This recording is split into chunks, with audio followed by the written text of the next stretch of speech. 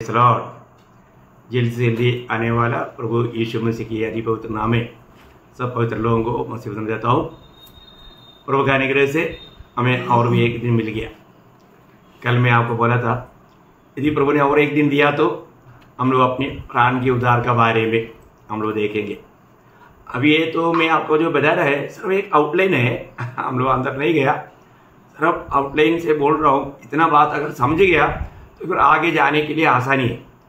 जैसा मतलब बच्चों को ABCD सिखाता ऐसे ही बात है, लेकिन यही बात कई लोगों को बहुत मुश्किल लेने लगा।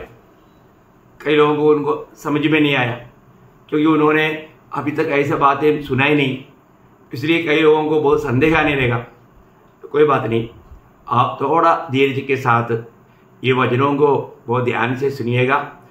कुछ लोगों को जरूर इसका मतलब शिक्षण मिला है, पर तो कुछ लोगों को बिल्कुल नहीं मिला, उनके लिए थोड़ा सा दिक्कत की बात है।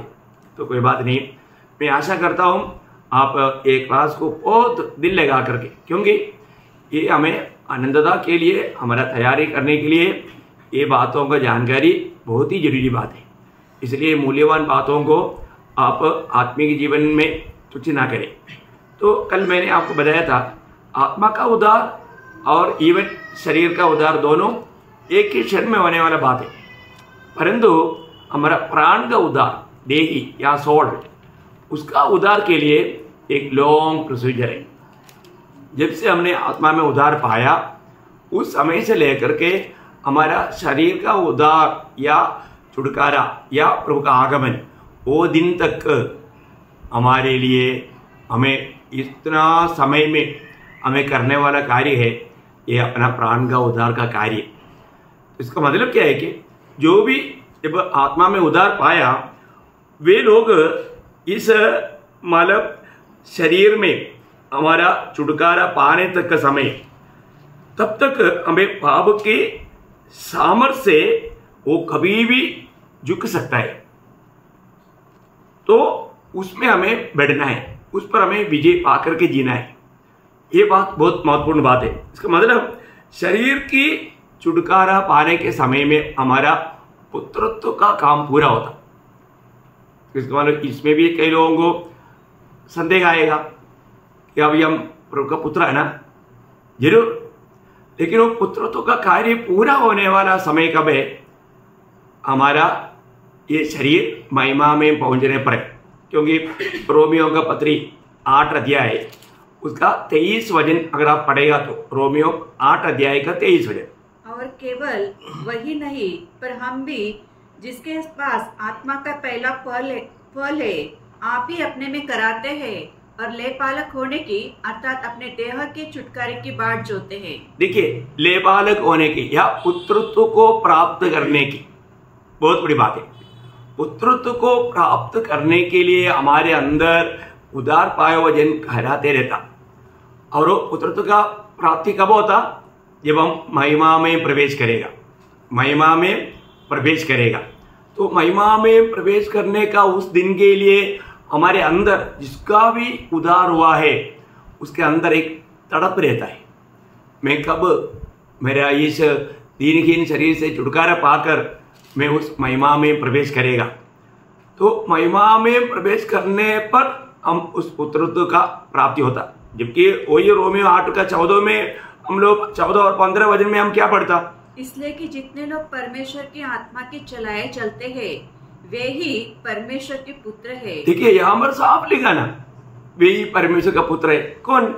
जिनका उद्धार हुआ, जिन्होंने नया जन्म पाया, जिन्होंने मसीह की आत्मा पाया, वे लोग परमेश्वर का पुत्र है।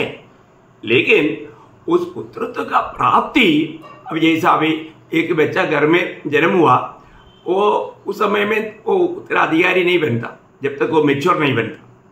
वो गलातियों 4 अध्याय में वो बात का बहुत स्पष्ट वर्णन है। मैं अभी उधर नहीं जाएगा क्योंकि अपना मतलब प्रोग्राम बहुत लंबा हो जाएगा। लेकिन एक बात मैं आपको बताना चाहता हूँ कि हमारे जीवन में पुत्रत्व को सही प्रकार प्राप्त करने का समय, हम महिमा में प्रवेश करने का समय, जबकि वही रोमियो 8 अध्याय का 15 वचन में क्या लिखा?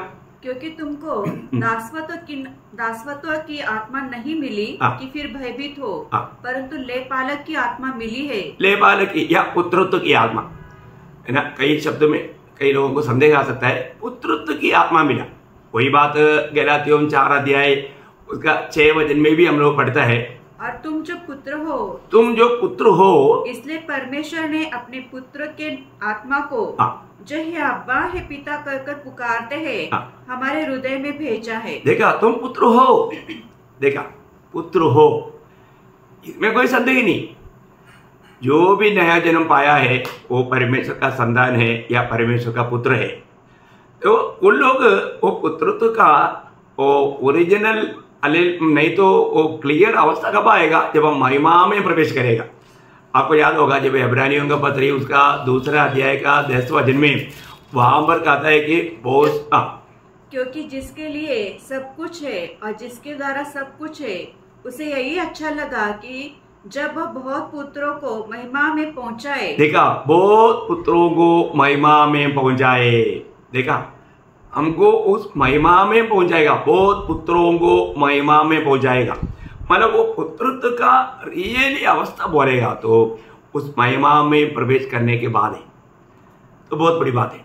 और इसमें भी इसके आगे भी बहुत प्रोग्राम है, बातें हैं, मैं आपको धीरे धीरे बताएगा। तो इसका मतलब क्या है कि जब तक हमारे जीवन में हमने नया जन्म पाया और जब तक अपन उस महिमा में प्रवेश नहीं करता, तब तक का समय में हमें रोज रोज हमारा प्राण के उद्धार में बैठना है। प्राण के उद्धार हमें किस रीति में मिलेगा? प्राण का उद्धार पाने के लिए एक सरल बात मैं आपको बताता हूँ, है ना। जब पहला पत्रोस उसका 2 अध्याय है उसका 2 वचन, पहला पत्रोस उसका 2 अध्याय है उसका 2 वचन, नए जन्मे हुए बच्चे के समान आत्मिक निर्मल दूध की लालसा करो। आत्मिक निर्मल दूध पीने के लिए लालसा करो, ताकि उसके द्वारा उद्धार पाने के लिए बढ़ते जाओ। अरे ये शब्द पढ़ेगा तो उद्धार पाए हुए व्यक्ति को शायद बड़ा संदेह आएगा ना, है।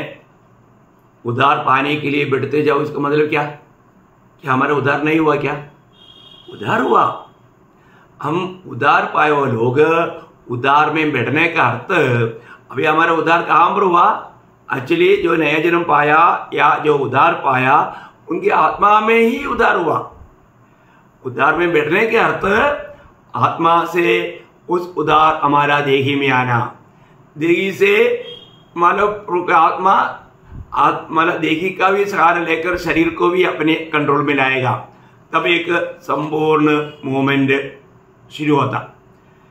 ये बात उद्धार पाए हुए बहुत लोग नहीं जानता। आत्मा के अनुसार बहुत लोग इसलिए नहीं चल पाता। आत्मा के अनुसार चलने का अर्थ बहुत गहरा है। मैं इससे पहले मतलब आत्मा में भरना वो विषय में भी आपको थोड़ा कुछ समझाया था। आत्मा में भर कर के जीवन बिताने के समय में हम आत्मा में चल पाता। आत्मा में चलने के समय में हमारे आत्मा देही को और देह को कंट्रोल करता, उसका पूरा कंट्रोल उसके हाथ में आता, तब हम आत्मा में चलने वाला बनता। तो बहुत बड़ी बात है। तो इसका मतलब क्या है कि अभी हमको उद्धार में बैठना, और उससे पहले उसका पहला वचन में क्या लिखा? हमारे जीवन में कुछ ऐसे बातें हैं जिस बातों को हमें दूर भी करना है, और वो दूर नहीं करेगा तो भी हमारा आत्मीय जीवन में बढ़ोतरी नहीं होगा। क्योंकि उद्धार पाने के बावजूद भी हम लोग ये शरीर में रहने के कारण कई प्रकार का पाप की स्वभाव हमारे जीवन में देख सकता है। तो उसको दूर करने का काम किसका? उद्धार पाए हुआ हम हर एक पवित्र लोग आए। हमारे जीवन में ऐसा कुछ भी बात अगर दिखता है उन्हें दूर करना चाहिए। वो भी थोड़ा आप देखिएगा, पहला पत्रोस उसका 2 अध्याय उसका पहला वचन।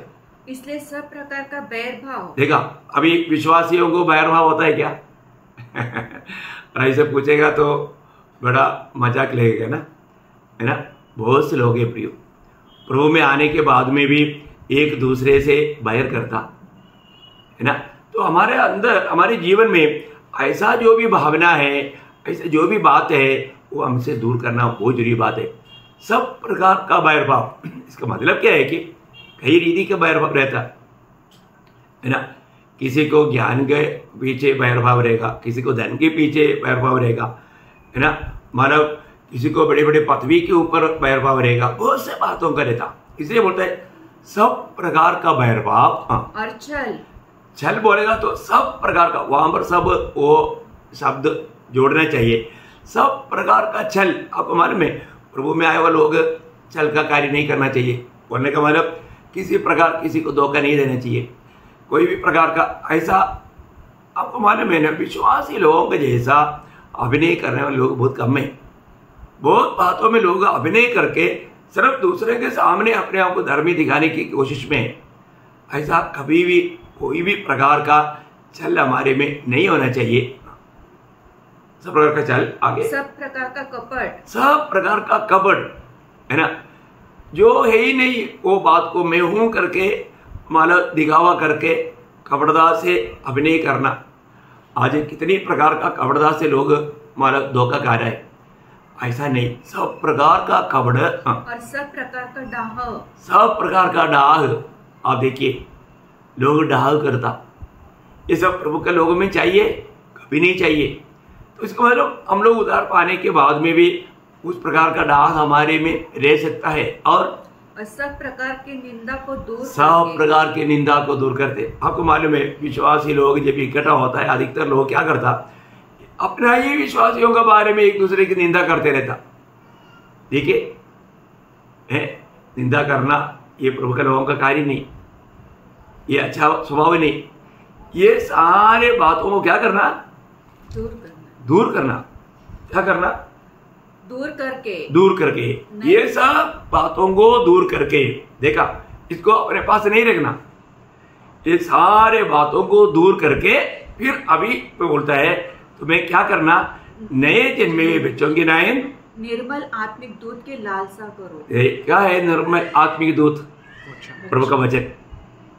इस वचन रूपी निर्मल आत्मिक दूध, हमें इस वचन को, आपको मालूम है दूध एक संपूर्ण भोजन है, उसमें हर प्रकार का मानव प्रोटीन्स या विटामिन्स है। बहुत बड़ी बात।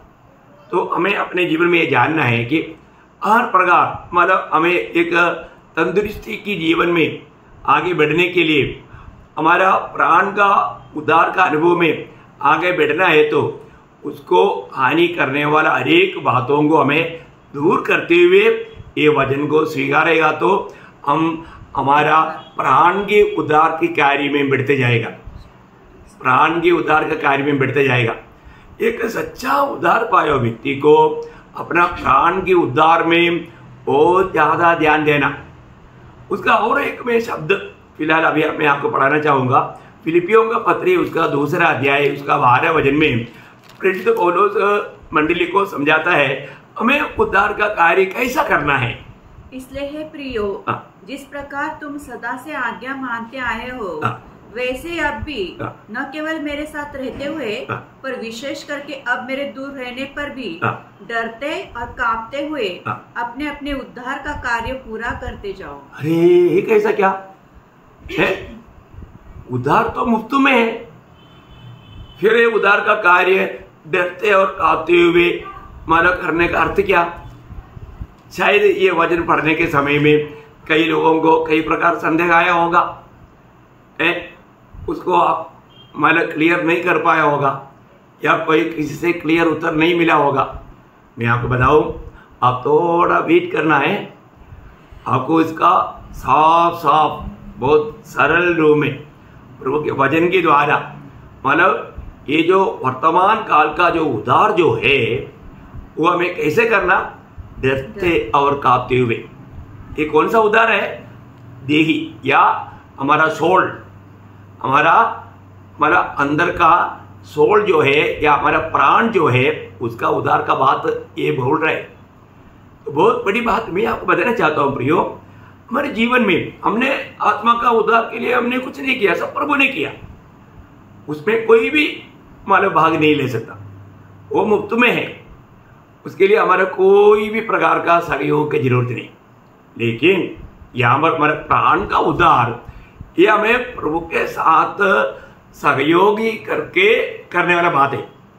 इसलिए हमको रोज मतलब हमारा प्राण के उद्धार के लिए कृपासन के निकट जाना ही पड़ता, क्योंकि हमारा सामर्थ्य में नहीं होता।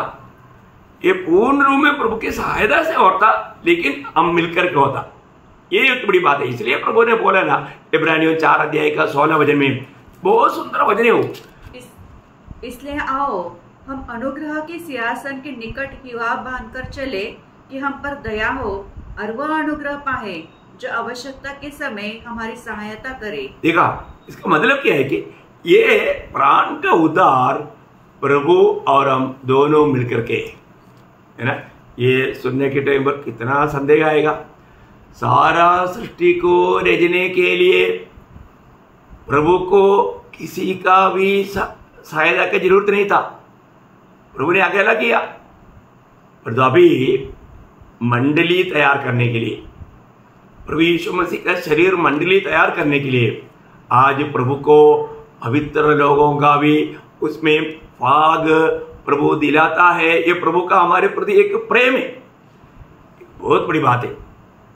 इन कई बातों में प्रभु उसका कार्य करने के लिए हमें भी उसमें शामिल कराने के लिए चाहता। शामिल कराने के लिए चाहता बोलने का अर्थ बहुत सरल रूप में मैं आपको समझाऊं। जैसे अभी काना के शादी में दाखरस खत्म हो गया, तो प्रभु ने क्या बोला? प्रभु को चाहे तो वो 6 मटके में एक शब्द में उसमें दाखरस भर जाए बोलेगा तो हो जाएगा। लेकिन प्रभु ने क्या बोला? तुम लोग उसमें पानी भरो। क्या बोला? पानी भरो। देखो, अभी उसमें प्रभु ने उनको भी अपने साथ लिया, जो वो लोग कर सकते हैं उनसे करवाया। पानी भरना उनका काम, उसको दाखरस में बदल डालना प्रभु का काम। कौन सा काम हार्ड है? कौन सा काम हमसे नहीं होता? उसको पानी को दाखरस में बदलना हमसे नहीं होता। पानी भरने का बात बहुत आसानी बात है, हम कर सकता है ना। उसी प्रकार जब लाजर का कब्रिस्तान में, है ना, प्रभु ने उनको बोला पत्थर लुढ़काओ, है, पत्थर लुढ़काने का काम हमारा, लाजर को जिंदा करने का काम प्रभु का, है ना। सारा दुनिया का सारा शक्ति इकट्ठा होगा तो भी मरा हुआ लाजर कभी भी बाहर नहीं आ सकता। अभी पत्थर लुढ़काते बिना प्रभु लाजर को बाहर ला सकता है। प्रभु के लिए कोई असंभव नहीं। लेकिन प्रभु बोलता है तुम पत्थर लुढ़काओ, पत्थर लुढ़काओ। उन लोगों ने पत्थर लुढ़काया, प्रभु ने लाजर को बाहर लाया। तो कितनी बड़ी बात है। वही बात पतरस को प्रभु ने बोला तुम जाल डाल।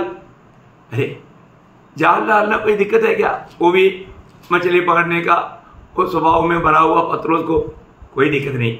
लेकिन उसमें मछलियों को भरने का काम प्रभु का है। प्रभु ने वो काम किया। मैं बोलने का अर्थ क्या है प्रयोग?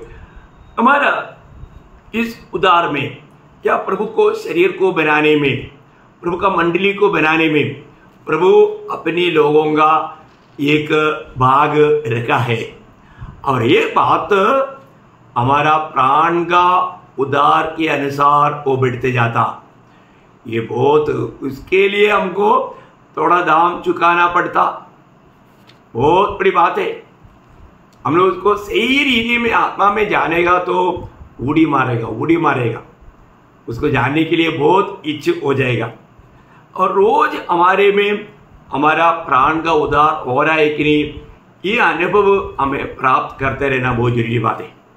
एक व्यक्ति मतलब जब रोज उद्धार पाते रहता है, उसका अनुभव है। वो अनुभव में प्रभु की इच्छा है तो अगला क्लास में आपको बताऊं, क्योंकि कम से कम 4 अनुभव पक्का रहता है। वो अनुभव के बारे में अगला क्लास में मैं आपको बताऊंगा। आज मैं सिर्फ आपको अपने प्राण के उद्धार कैसा है, ये वजन रूपी निर्मल दूध पीने के द्वारा या डरते और कांपते हुए प्रभु का कार्य करने के द्वारा, बहुत बड़ी बात है। हमारा उद्धार का कार्य कैसे करना प्रियो? डरते और कांपते हुए, है ना।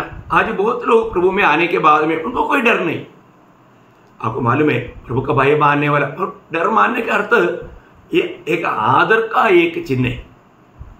प्रभु का मतलब हम आदर करने वाला एक चिन्ह है वो डर। ऐसे नहीं हम शहर को देख कर डरता है, वो बात नहीं। वो ऐसा प्रकार का डर नहीं, आदर का मतलब प्रभु ने मुझे इतना प्रेम करने वाला प्रभु को किसी प्रकार भी में दुख नहीं पहुंचाएगा।